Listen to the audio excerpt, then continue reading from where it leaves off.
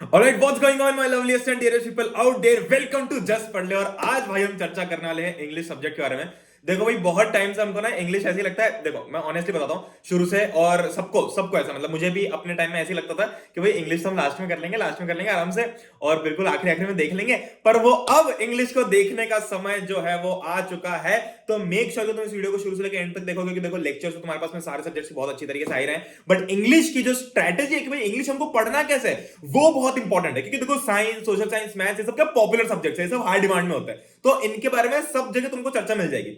पर इंग्लिश एक ऐसा सब्जेक्ट है जिसमें बहुत सारी छोटी छोटी चीजें हैं। क्योंकि बहुत सारे लोग, अगर ट्रस्ट मी ऑन दिस, मैं तुम लोगों को झूठ नहीं बोल रहा हूं, मैंने बहुत सारे लोगों को लेजिट देखा है जिनके पीसीएम यानी कि मेन जो सब्जेक्ट्स होते हैं, साइंस हो गया, सोशल साइंस हो गया, मैथ्स हो गया, इनमें अच्छे नंबर आते हैं, पर ये जो लैंग्वेज वाले सब्जेक्ट्स होते हैं जैसे इंग्लिश हो गया, तो उसके कारण उनका पूरा परसेंटेज डाउन आ जाता है। मान लो तुमने सब में 90 में से 90 स्कोर, 100 में से 90 स्कोर कर लिया, ठीक है। अब तुमने इंग्लिश में कम स्कोर किया, तो तुम्हारा पूरा परसेंटेज 90 से कम आ गया सिर्फ इंग्लिश के कारण। तो इंग्लिश एक ऐसा सब्जेक्ट है जो कि लास्ट राउंड में तुम्हारा जो रिजल्ट है उसको बना भी सकता है और बिगाड़ भी सकता है। तो उसको बहुत अच्छी तरीके से तुमको देखना जरूरी है। और चूंकि तुम्हारी तानिया मैडम तुम लोगों को शुरू से दिखा रही है, शुरू से बहुत अच्छे से पढ़ा रही है कि भाई कैसे इंग्लिश पढ़ना और क्या करना है, सारे लेक्चर्स तुम लोगों को देखने मिल रहे हैं, तो उनसे ही देखते कि भैया स्ट्रेटेजी क्या क्या, वो बहुत बहुत सारे तुमको अच्छे अच्छे पॉइंट्स बताने वाली है। तो लेट्स सी कि तानिया मैडम क्या बोल रही है। बट उसके पहले मेक श्योर अगर तुम लोग चैनल को सब्सक्राइब नहीं तो भाई फटाफट सब्सक्राइब कर दो। हमारे चैनल का टारगेट है 1,20,000 सब्सक्राइबर्स का, जितनी जल्दी हम हिट कर पाए। तो 1,20,000 सब्सक्राइबर्स हमको बहुत जल्दी हिट करना है। तो मेक श्योर कि तुम सब्सक्राइब पे क्लिक कर दो और साथ में लाइक भी कर दो, फॉलो भी कर लो। अगर तुम इंस्टाग्राम पे फॉलो नहीं करते तो मुझे भी कर सकते हो, और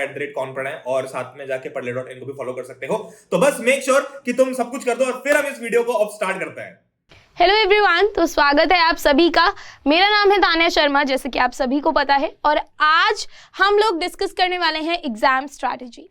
ठीक है, अगर आपने अभी तक इंग्लिश को बिल्कुल भी नहीं पढ़ा है, या फिर कुछ आपके ऐसे चैप्टर्स हैं जो आपको बिल्कुल भी नहीं पता कि यार अपन कैसे करेंगे, है ना, एग्जाम्स आने वाले हैं, लास्ट के 30 डेज में आप कैसे अपना पूरा सिलेबस कंप्लीट कर सकते हैं, इसके बारे में अपन आज बात करने वाले हैं।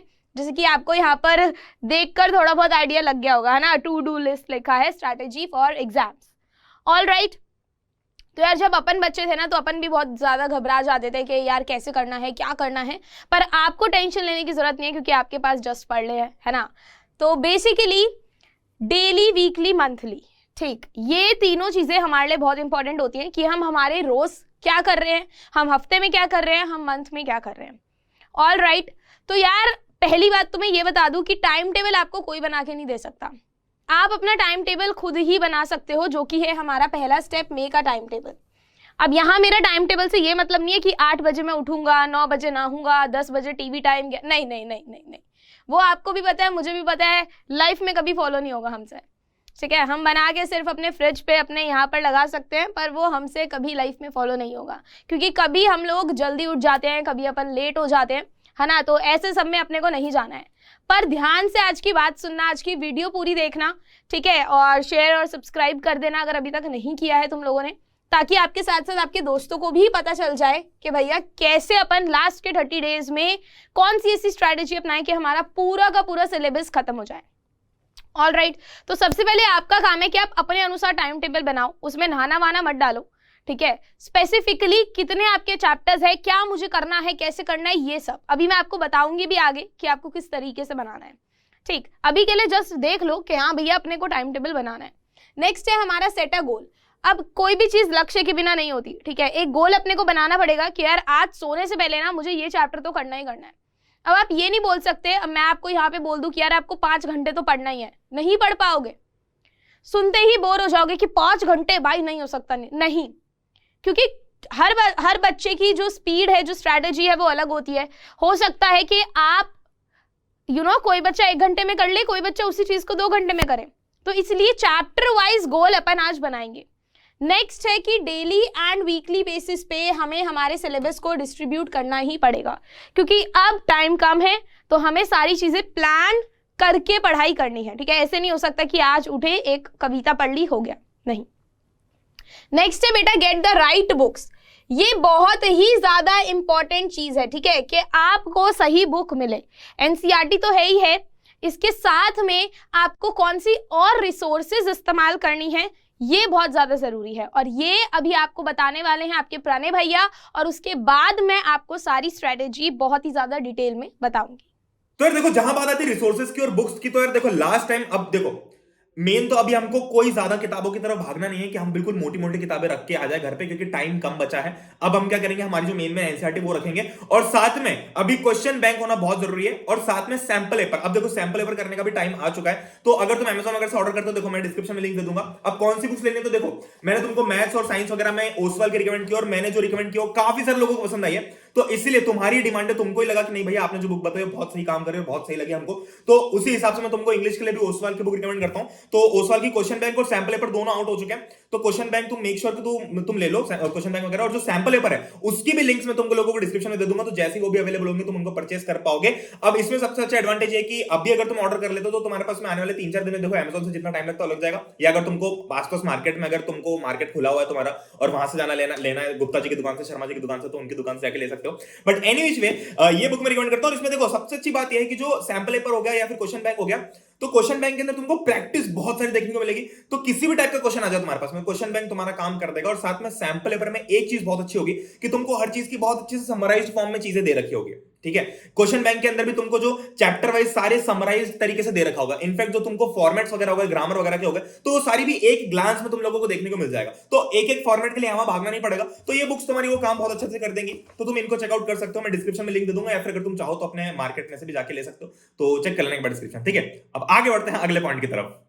तो यार आपने अभी प्रणय भैया से सुन लिया है ना, कौन कौन सी रिसोर्सेज आपको चाहिए, कौन कौन सी बुक्स आपको एनसीईआरटी के अलावा चाहिए। तो जनरली इंग्लिश में ना ऐसा होता है कि अपने को क्वेश्चन बैंक्स वगैरह ठीक है सब अपने को करना होता है, पर अगर आप एनसीईआरटी ही अपनी इतनी स्ट्रांग कर लेते हो ना, तो बहुत कम आपको दूसरी बुक्स पे रिलाई करना पड़ता है, ठीक है। सबसे ज्यादा जरूरी है तुम्हारा एनसीईआरटी, यानी कि नोट्स फ्रॉम एनसीईआरटी। अब मैं तुम्हें डिटेल में एक एक चीज बताने वाली हूँ। आप कहीं से भी पढ़ते हो, कुछ भी पढ़ते हो, ठीक है, बेसिकली आप जस्ट पढ़ ले पे वन शॉट रिवीजन देख रहे हो, उसके बाद आपको एक बार अपने चैप्टर को पढ़ना बहुत ज्यादा जरूरी है, और अपने हाथ से नोट्स, यानी ये नहीं बोल रही हूं कि एक एक लाइन लिखो, कुछ पॉइंटर्स बना लो, ठीक है। जैसे मान लो हमने पोम पढ़ी थी the snake trying no man are foreign, है ना, तो उसमें हमारा पोएट कौन है, हमारा पोएट हमसे क्या बात करना चाहता है, क्या बोलना चाहता है, क्या मैसेज देना चाहता है, इन सब की एक लिस्ट बना लो। तुम्हारी एनसीईआरटी ना गोल्ड है, ठीक है, एनसीईआरटी इज गोल्ड। एनसीईआरटी अगर छोड़ दोगे तो नहीं होगा। ये नहीं कि भैया अपन गाइड से पढ़ लेते हैं, नो, पहले आपको एनसीईआरटी पढ़ना ही पढ़ना है, क्लियर। अब इन सारी चीजों को आप डिटेल में कैसे लाएंगे ये मैं आपको अब बताने जा रही हूं। तो सबसे पहले मैंने आपको बता दिया कि आपको आपका जो पहला स्टेप है, मान लो कि 30 दिन बचे एग्जाम में, ठीक है, अब आज ही से यानी या फिर कल से आपको शुरू करना है, ठीक। तो पहला स्टेप है आपका एनसीईआरटी। एनसीईआरटी की बुक को आप सामने रखेंगे, अपना चैप्टर खोलेंगे। लेट्स से आपको आज एक कविता करनी है जिसका नाम है नो मैन आर फॉरेन। आपने ठान लिया है, आपका गोल आपने सामने लिख लिया है, नो मैन आर फॉरेन अपन आज करके सोएगा। अब आपको क्या करना है, उसकी वीडियो देखनी है, ऑब्वियसली वन शॉट रिविजन, ठीक है। जब आपने उसकी वीडियो देख ली तो वीडियो के अंदर ही आपको यहाँ पे जस्ट पढ़ने पे मिल गया भैया, पोएटिक डिवाइसेस भी हो गए, लाइन बाय लाइन एक्सप्लेनेशन भी हो गया, इंपॉर्टेंट फ्रेजेस भी मैम ने समझा दिए, तो मेरा सारा कुछ यहाँ पे कवर हो गया, ठीक है। कहीं ना कहीं हमने साथ साथ में क्वेश्चन आंसर्स भी किए कॉम्प्रिहेंशन पैसेज के टाइप में। अब जब आपकी वन शॉट रिविजन हो गई, तब आप अपनी बुक से खुद एक बार पोम को रीड करिए। वन शॉट रिवीजन के बाद जब आप खुद एक बार अपनी कविता पढ़ेंगे तो काफी ज्यादा क्लियरिटी आपको मिलेगी, ठीक। उसके बाद जितने भी इन टेक्स्ट क्वेश्चंस हैं, ऑब्वियसली वो वन शॉट में कवर तो हो जाता है कि बेटा ये वाली लाइन का ये मतलब है, ये इंपॉर्टेंट फ्रेज है, यहां से क्वेश्चन घूम के आ सकता है, ये मैं आपको बताती हूँ ना वीडियो में। तो वही बात है, इंग्लिश में जनरली क्या होता है कि एक ही चीज को आपसे बार बार अलग अलग तरीके से पूछा जाता है, तो आपको वो तरीका समझना ज्यादा जरूरी है, रट्टा नहीं मारना, ठीक। उसके बाद जो भी आपको प्रणय भैया ने रिसोर्सेज बताए हैं उससे आप लोग क्वेश्चंस प्रैक्टिस कर सकते हैं along with your back question, ठीक है। अब मैम इतने सारे चैप्टर्स हैं, टोटल 11 चैप्टर्स है, 3 कविताएं हैं, कैसे होंगी। सबसे ज्यादा आसान है इंग्लिश का सिलेबस करना, ठीक है। आपको दिन में और शाम में, यानी कि रोज दिन में रोज शाम में केवल 1-1 घंटा व्यक्त करना है। कैसे करना है देखो, I will tell you. Basically इससे पहले मैं आपको आपका सिलेबस दिखाना चाहूंगी, ठीक है, गोल्स टुडे और गोल्स दिस वीक, ये गोल बनाने से पहले आपको आपका सिलेबस दिखाना चाहती हूं मैं, ठीक, कि किस तरीके से आप सिलेबस को बांट सकते हो। तो 1 मिनट देना मेरे को बस। ऑल राइट, या ठीक, तो ये आपका सिलेबस है टर्म 2 का, है ना। तो सबसे पहले तो बेटा रीडिंग। अब मैम 4 सेक्शन होते हैं इंग्लिश में जो बहुत ही ज्यादा डिफिकल्ट है, बहुत ही ज्यादा हमारा टाइम लेंगे, नहीं। अब आप मेरी बात को मेरे बच्चे ध्यान से सुनो, रीडिंग और राइटिंग और ग्रामर, ये तीनों आपकी ऐसी चीजें हैं जो प्रैक्टिस से ही आएंगी। कोई आपको घोल के काढ़ा बना के नहीं पिला सकता है कि ये ले पी ले जीत जाएगा, नहीं, कोई झूठे होप्स नहीं दूंगी मैं, ठीक। रीडिंग और राइटिंग आपको रोज 1-1 घंटा प्रैक्टिस करना ही करना है। रीडिंग में आपका है डिस्कर्सिव पैसेज। डिस्कर्सिव क्या होता है? फैक्चुअल पैसेज में होता है कि आपको ना डिटेल में एक के बाद एक सुराग दिए होते हैं। डिस्कर्सिव में एम्बिग्यूटी मेंटेन नहीं होती, यानी कि कोई भी जो भी ये पैसेज लिख रहा है, जो भी ऑथर है, वो रैंडम टॉपिक्स उठा के आपको दे देगा। अच्छे से एक फ्लो, एक मीनिंग मेंटेन नहीं होगा। तो ये कैसे आएगा मैम? ये बेटा प्रैक्टिस से ही आएगा, ठीक है। डिस्कर्सिव पैसेज मुश्किल से आपका आधा घंटा लेगा, और आपके केस बेस्ड फैक्चुअल पैसेज, यानी कि आपको कोई डेटा दे दिया, कोई स्टैटिस्टिकल चार्ट दे दिया और उसके बेसिस पे आपसे इंफॉर्मेशन मांगा, ठीक है ना, कि उसके बेसिस पे आपसे क्वेश्चंस पूछे जा रहे हैं। तो आप ये लगा लो कि आधा घंटा आपको यहाँ पर देना है, आधा घंटा यहाँ पर देना है। अब वो आप अर्ली मॉर्निंग दो या फिर लेट नाइट दो। कुछ बच्चे होते हैं जिनका सुबह सुबह पढ़ाई में बड़ा मन लगता है, कुछ बच्चे होते हैं जिनका रात में लगता है ना, मेरा रात में लगता था। तो बेसिकली आपको आधा आधा घंटा देना है। आप 10 बजे बैठो, आप 11 बजे तक अपना लक्ष्य बना लो, भैया 11 बजे से पहले उठूंगा नहीं, और आधे घंटे में करना ही है, क्योंकि एग्जाम में भी पूरा स्पीड का खेल है, ठीक। जैसे जैसे आप देखोगे कि आपने पूरे 30 दिन आप लोग प्रैक्टिस कर रहे हो, वैसे वैसे आप लोग इसमें बेटर होगे, क्योंकि किसी को नहीं पता कौन सा पैसेज उठा के आपको दे दिया जाए। सो इट्स जस्ट प्रैक्टिस जो आपको बेटर बनाएगी इस केस में। 1 घंटा अब आपने जब अपने रीडिंग को दे दिया, रोज का, रोज बोल रही हूँ, ये चीज अपने को रोज ही करनी पड़ेगी। आई नो बाकी भी सब्जेक्ट्स हैं, पर आई डोंट थिंक बच्चे अपन 1 घंटा नहीं निकाल सकते, एग्जाम्स हैं, थोड़ी मेहनत करनी पड़ेगी। राइटिंग के लिए आप रात का 1 घंटा निकाल लो चाहे तो, ठीक है। वही अगर आप इसको सुबह दे रहे हो, आप इसको रात में दे दो, अगर इसको रात में दे रहे हो तो इसको सुबह, जो भी, ठीक है। राइटिंग में आपका डिस्क्रिप्टिव पैराग्राफ, यानी कि डायरी और story writing, same half hour अगर आप भी दोगे तो इसमें भी आपको 1 घंटे से ज्यादा नहीं लगेगा, ठीक। मैक्सिमम 1 घंटे से ज्यादा नहीं लगेगा, 1.5 मान लो, इससे ज्यादा नहीं। तो ये दोनों चीजें हैं जो आप रोज प्रैक्टिस करोगे ही करोगे, ठीक है। नेक्स्ट आ जाओ आपके ग्रामर वाले सेक्शन पे। ग्रामर में आपका tenses, subject verb, models, determiners, reported speech, बाकी के जो तीनों है वो रिपोर्टेड स्पीच के अंडर ही आपके आ जाते हैं, ठीक है ना, दिख रहा है ना। तो ये जो कमांड, रिक्वेस्ट, स्टेटमेंट, क्वेश्चंस हैं, ये आपके रिपोर्टेड स्पीच के अंदर ही आ जाते हैं। अब टोटल कितने टॉपिक हुए मैम? 5 टॉपिक हुए हैं आपके पास ग्रामर के, जो आपको जी तोड़ प्रैक्टिस करनी ही करनी है। अभी शुरू के दिन में आप क्या करेंगे? आप राइटिंग और रीडिंग की अपनी प्रैक्टिस बिठाओगे कि आपको ऐसा ना लगे कि आप पढ़ रहे हो। ये ऐसा हो जाना चाहिए जैसे न्यूज़पेपर नहीं रीड करते, रोज का एक रूटीन हो गया आपका। रात में सोते समय जी हमने राइटिंग की प्रैक्टिस कर ली, सुबह उठते ही हमने रीडिंग की प्रैक्टिस कर ली, एज अ खेल हो गया बिल्कुल, क्योंकि इसमें कुछ रटने वाला है नहीं, सारा आपकी अंडरस्टैंडिंग का खेल है, ठीक है। जब आपका मान लो 4 दिन भी आपने ये किया तो आप प्रैक्टिस में आ जाओगे। अब आप अपना ग्रामर उठाओ। ग्रामर का रोज आपको मान लीजिए 45 to 50 मिनट्स आपको एक टॉपिक पे देने ही देने हैं, ठीक। शुरू कर दो डिटर्मिनर से, या जो भी टेंसेस बेटा बहुत स्ट्रांग होना चाहिए, तो टेंसेस को आप लोग थोड़ी देर में उठाओगे। पहले आप क्या कर लोगे? जो भी आपके मॉडल्स हो गए, ठीक है, मॉडल्स, डिटर्मिनर्स, रिपोर्टेड स्पीच, इनकी प्रैक्टिस कर लो, सब्जेक्ट वर्ब कर लो, ठीक। फिर अपन टेंसेस को उठाएंगे आगे, ठीक है। अब जब ये तीनों चीज आपकी कॉन्टिन्यूएशन में चलती जाएंगी, ठीक है ना यार, मतलब 1 घंटा अपन यूं निकाल लेते हैं, ठीक है। ये कुछ नहीं कर रहे, खाली बैठे बैठे भी अगर आप कुछ नहीं कर रहे, सिर्फ वीडियो देख रहे हो, आप लेटे हुए हो, ठीक है ना, इंस्टा की रील स्क्रॉल करने से अच्छा आप लेट के हेडफोन्स लगा लो और आप वीडियो देख रहे हो, किसकी? टेंसेस की, सॉर्टेड है, सारा खेल सॉर्टेड है। टेंसेस ना एक पजल की तरह है, समझ में आ गया तो बैठ जाएगा, नहीं आया तो आपको बार बार हॉन्ट करेगा और वो समझ में जरूर आएगा। ऑल राइट, आगे अगर अपन बड़े बेटा हमारे लिटरेचर की तरफ, तो मुझे पता है आपकी तीनों पोम्स हैं, तीनों मैंने आपको कंप्लीट करा दी पहले ही। क्यों? क्योंकि पोम्स में होता है कि यार अपने को समझ नहीं आता इस लाइन का मतलब क्या है, पोएटिक डिवाइस क्या है। पोएटिक डिवाइस का खेल बहुत ज्यादा है इसमें, ठीक है। तो 3 पोम्स हैं, 4 आपके बिहाइव के चैप्टर है, 4 आपके मोमेंट्स के चैप्टर है। अभी आपको पता चल गया क्या है। अभी मैं आपको बताऊंगी कि अब अपन इसको किस तरीके से डिवाइड करेंगे, ठीक है, किस तरीके से हम लोग इसको बांटेंगे। तो आ जाओ वापस। अब मैंने आपको बताया कि भैया ये सब अपने को करना है। अब आप अपने गोल्स कैसे मेंटेन करोगे? तो मैंने आपको रोज का बताया कि आप रीडिंग और राइटिंग तो कर ही रहे हो। All right, yup. तो मैंने आपको बताया कि रीडिंग और राइटिंग रोज का 1 घंटा तो बेटा देना ही देना है फॉर श्योर, ठीक है। रीडिंग 1 आवर, राइटिंग 1 आवर, चाहे कोई भी चीज सुबह कर लो, कोई भी चीज रात में कर लो, मेरे को कोई दिक्कत नहीं है।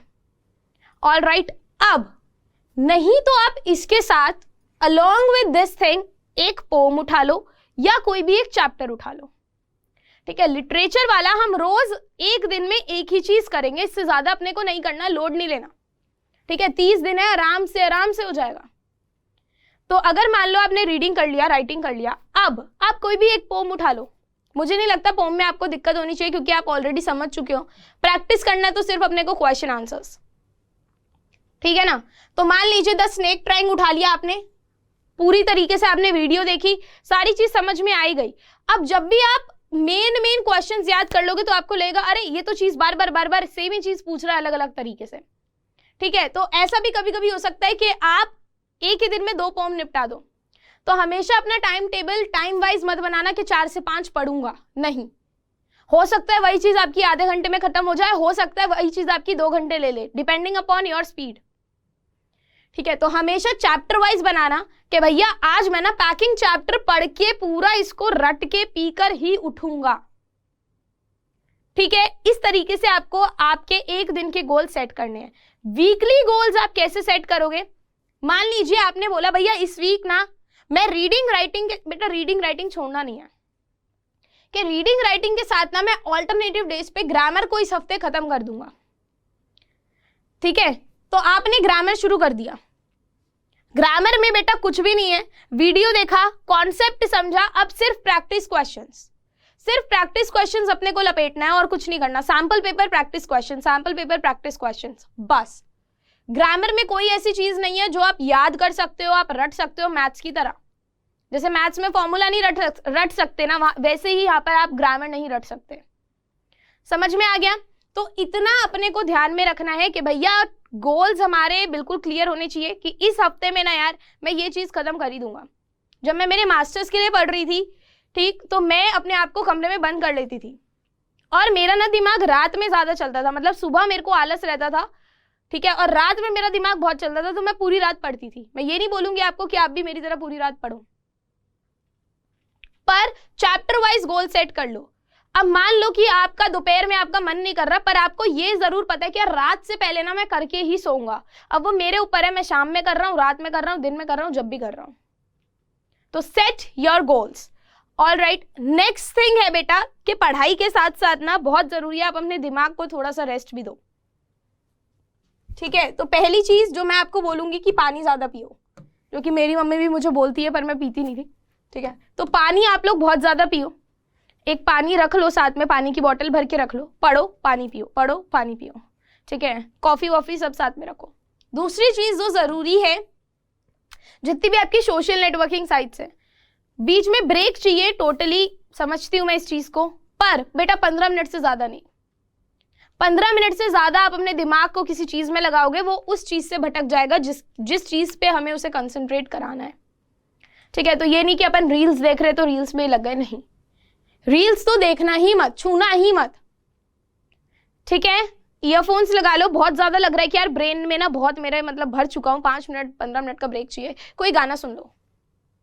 हेडफोन्स लगा लो, शांत बैठो, कोई गाना सुन लो, कोई स्पॉटिफाई पे मेडिटेशन वाला music soon low. Try these things, surely बता रही हूँ हेल्प करेंगे। अभी तुम्हें लग रहा होगा यार क्या बोल रही है ma'am, I swear it's gonna help you.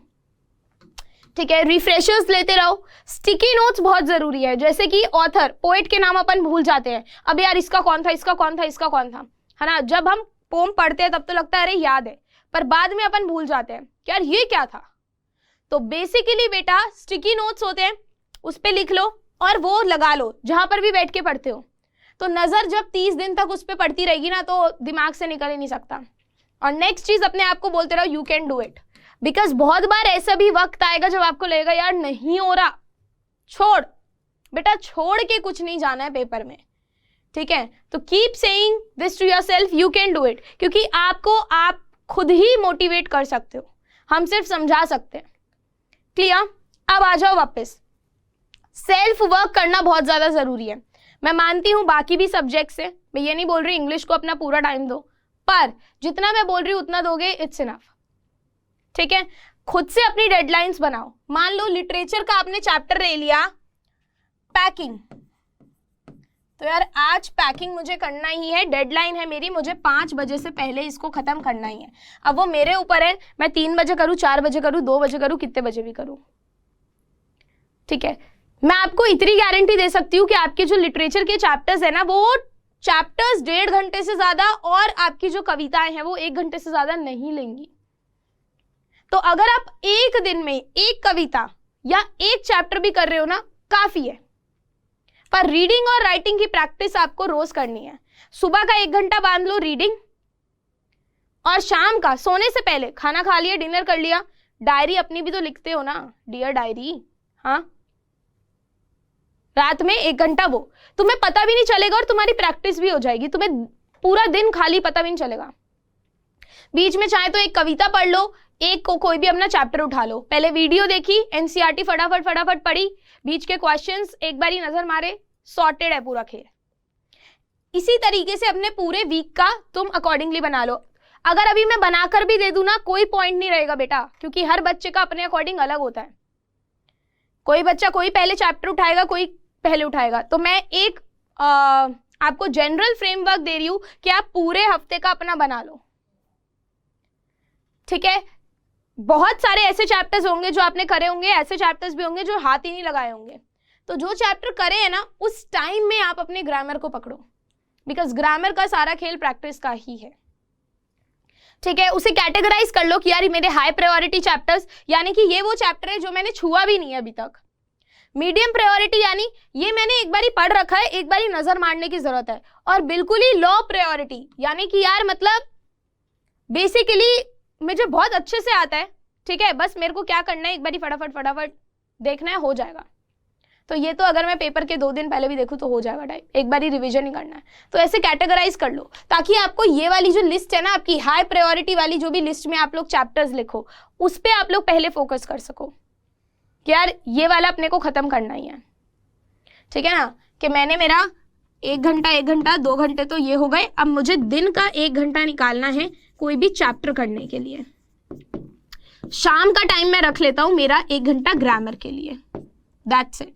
ठीक है ना, शाम का टाइम मैंने रख लिया मेरी ग्रामर के लिए, ये मेरे हाई प्रायोरिटी पे है। हाई ग्रामर में भी ऐसे बहुत टॉपिक होंगे जो आपको आते होंगे, ठीक है, जो कुछ ऐसे टॉपिक होंगे जो मीडियम प्रायोरिटी पे होंगे कि यार मतलब इतना ज्यादा फोकस करने की अभी जरूरत नहीं है। तो ये कैटेगराइज करना बहुत ज्यादा जरूरी है, प्लान बनाना बहुत ज्यादा जरूरी है। ठीक है, नेक्स्ट, ये बिल्कुल अकॉर्डिंग टू द टाइम है जो कि हम फॉलो नहीं करते हैं, इसलिए मैंने लिखा भी नहीं है। पर अगर आपको लगे कि यार नहीं बिल्कुल मैं तो इसके बिना रह ही नहीं सकता, मुझे तो फॉलो करना ही पड़ेगा, तो आप अपना बना सकते हो कि इसमें से एक टाइम आपने चूज कर लिया कि भैया 10 बजे सुबह उठते ही रीडिंग का एक पैसेज मैं अपना मार दूंगा, तो ये मेरा रीडिंग हो गया। और शाम में 7 बजे मैं एक बारी अपना राइटिंग जरूर प्रैक्टिस कर लूंगा। तो मेरे 2 सेक्शन तो मैंने पूरे यहाँ पर निपटा दिए। अब दोपहर के समय जब मैंने लंच वंच कर लिया अपना, तो मान लो एक कोई भी कविता या कोई भी चैप्टर उठा के उसको पढ़ लूंगा। इंग्लिश तो बेटा कहानियों की तरह होता है, अपन चलते चलते भी चैप्टर को रीड कर सकते हैं, चलते चलते भी वीडियो देख सकते हैं, है ना। इसमें आपको बैठ के लिखते नहीं जाना है। समझ में आया? क्लियर? इसमें इन दोनों में से किसी एक भी सेक्शन पे आपको लगे अब मेरी पकड़ हो गई है, मान लो आपने हफ्ता प्रैक्टिस किया, है ना, तो 2 दिन छोड़ दो, ग्रामर दे दो, ठीक है, या आपके पोम चैप्टर्स आपको लग रहा है मेरे हो गए, ठीक है, और अभी 2-3 बचे और अभी मैं थोड़ा बीच में किसी और चीज को टाइम दे सकता हूं, तो ऑल्टरनेटिव डेज पे ग्रामर स्टार्ट कर दो। समझ में आया? यहां एक अपनी टेबल पे ना एक पेपर रख लो बड़ा सा, जो आपके सिर्फ नोट्स और रिमाइंडर्स के लिए है। ठीक है, मान लो आपने रिमाइंडर लगा लिया, प्रणय भैया ने आपको बता दिया कि यार इतने बजे वीडियो आ ही रही है, आपने यहाँ लिख लिया भैया 7 बजे मेरी वीडियो आ ही रही है और मुझे वो वीडियो मेरे लिए बहुत ज्यादा इंपॉर्टेंट है, मुझे सारा काम छोड़कर वो देखनी ही देखनी है। ठीक है बेटा, तो एक प्लान्ड स्ट्रक्चर बहुत ही ज्यादा जरूरी है जो आपको इस वक्त बहुत मदद करेगा। ये मैंने आपको क्लियरली बता दिया। इन टोटल आपके 11 चैप्टर्स हैं। अगर आप रोज का भी एक चैप्टर उठाते हो तो आपके 11 दिन में खत्म हो जाएगा सिलेबस। ठीक है, रोज का भी अगर आपने एक चैप्टर उठा लिया, और ये भी 11 चैप्टर है, 3 पोम्स जो मैं ऑलरेडी समझा चुकी हूं। हो सकता है आप तीनों पोम एक ही दिन में खत्म कर दो क्योंकि इसमें कुछ ज्यादा नहीं है, तो ये कंप्लीटली 8 पे आ जाएगा आपका। तो आप अगर हफ्ता भी लगाओगे ना, चलो 2 हफ्ते भी लगा दो, तो आप आपका literature part along with reading and writing पूरा निपटा सकते हो और फिर कंप्लीटली ग्रामर पे फोकस कर सकते हो। तो घबराने की बात नहीं है। अगर इंग्लिश अभी तक तुम लोगों ने छुई भी नहीं है ना, तो भी तुम लोग अगर ये वाला प्लान फॉलो करते हो तो बहुत आसानी से निपटा लोगे। समझ में आया? बहुत ही आसान तरीके से, बहुत ही क्लियर तरीके से निपट जाएगा। तो घबराने की जरूरत बिल्कुल भी नहीं है कि यार ये नहीं हो रहा। तो अभी के अभी जाओ, ठीक है, इस वीडियो के बाद फटाफट से क्या करना है, फटाफट से आपको ये प्लान बनाना है जो मैंने आपको बताया है। पेज लो, डेली टू डू लिस्ट बनाओ, हाई प्रायोरिटी, मीडियम, लो पे उसका डिवीजन करो। ठीक है, सेल्फ वर्क करना बहुत जरूरी है। अपने टाइम को अपने अकॉर्डिंग बांटो कि यार कौन से टाइम पे मैं फ्री हूं, क्या मैं कर सकता हूं, क्या मुझे करना चाहिए। सॉर्टेड ग्रामर ग्रामर ग्रामर इतना हवा मत बनाओ, क्योंकि 5 ही चीजें हैं जो आपको पढ़नी है, कोई बड़ी बात नहीं है, निपटा लोगे। ठीक है, हो जाएगा, घबराओ मत।